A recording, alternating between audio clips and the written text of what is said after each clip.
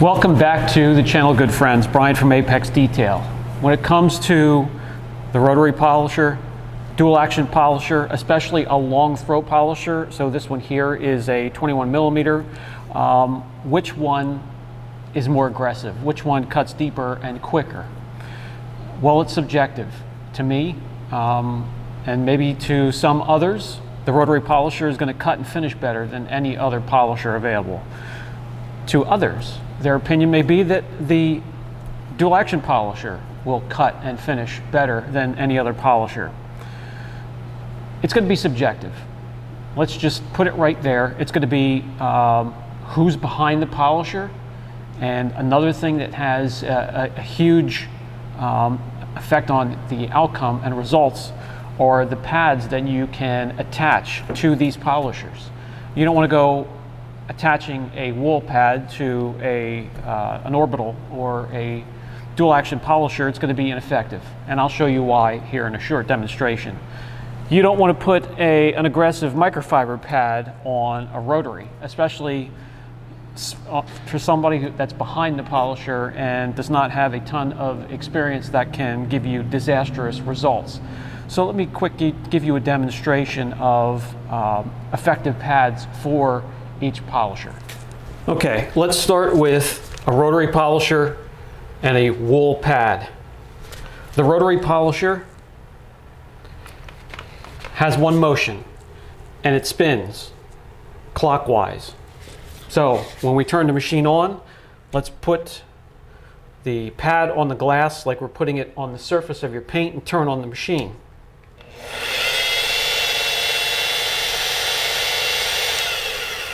And you can see the distance that each fiber travels on a rotation, and that's doing correction on your paint. If we put the same pad on a dual action polisher, even though it may have a 21 millimeter or long throw, excuse me while I plug in this polisher. Let's turn it on.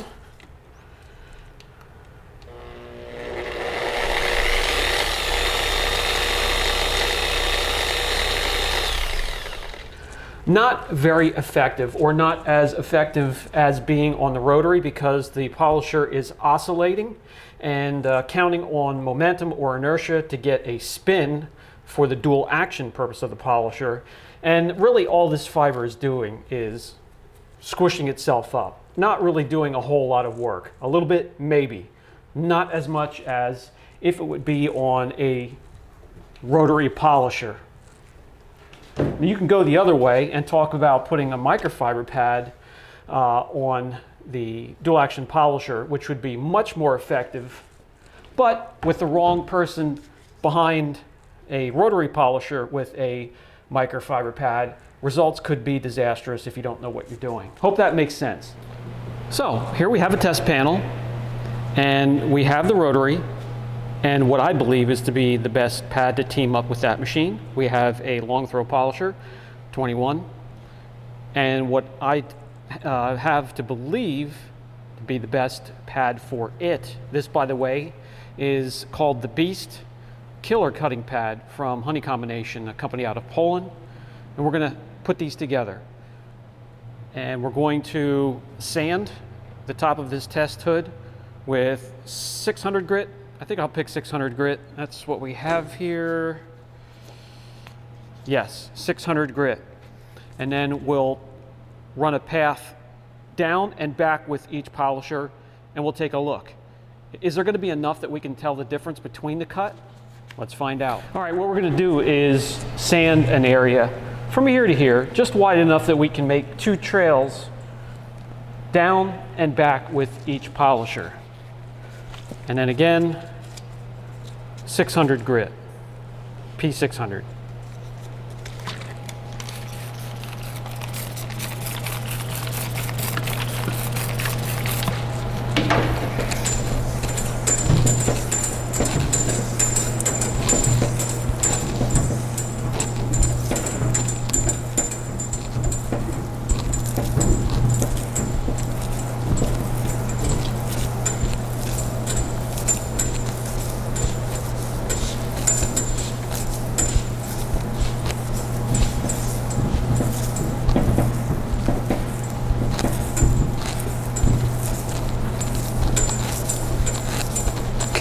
should do it.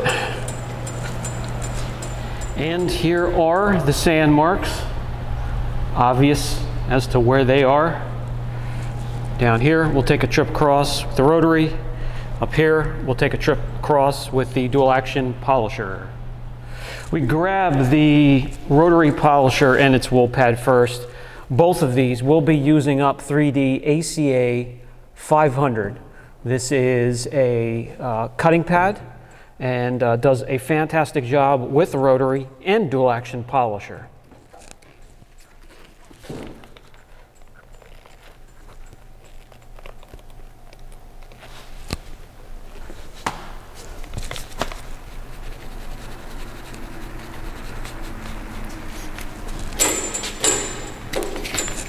Let's just go across right here.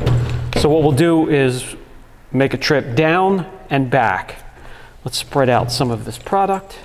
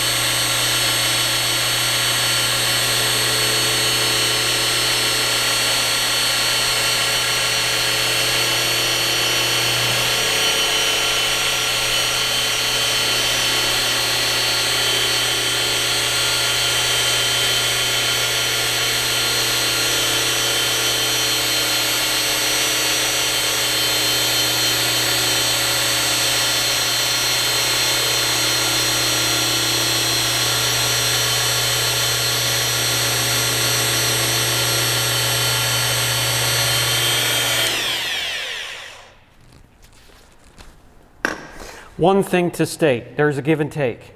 You're going to have a little bit more contamination to deal with a rotary polisher, including fibers, including some dust, and maybe a little bit of splatter.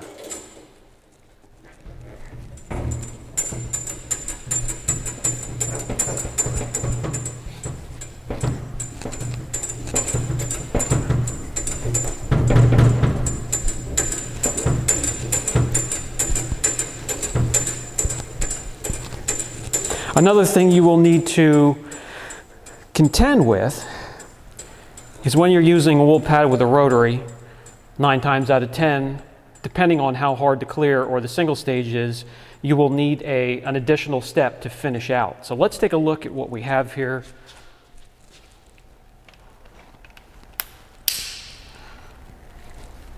First, we'll use the shop lights. Did a fantastic job. Removed the sand marks, however, did leave behind a little bit of the haze that you can see here. Now we'll use natural light. Incredible job. Now let's bring in the swirl finder.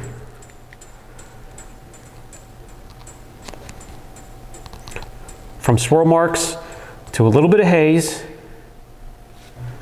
and back again. Now, right up here, right next to it, let's take the dual action polisher, come down and back and take a look at those results.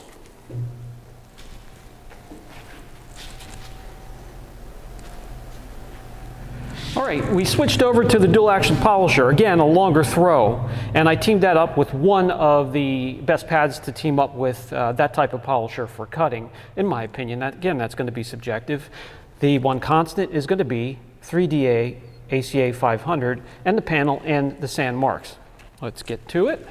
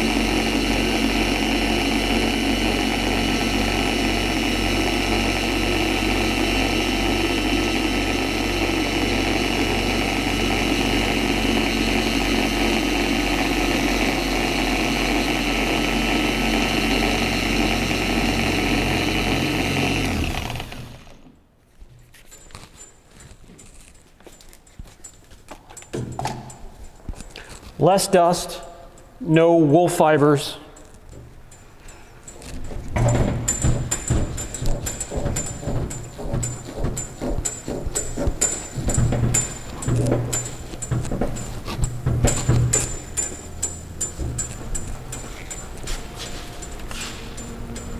Okay, now as we come and take a look, you did a fantastic job, but there are still a few, not a whole lot, but a few sand marks that are going across there. One positive thing is the path is wider than using the wool pad, a little bit wider, and you have a little bit less work to do because of no fibers and no dust. Let's use the natural light. Looks good. Again, you can see the sand marks creeping across where there's a pretty distinct line of where the rotary cut through that. Bring in the swirl finder.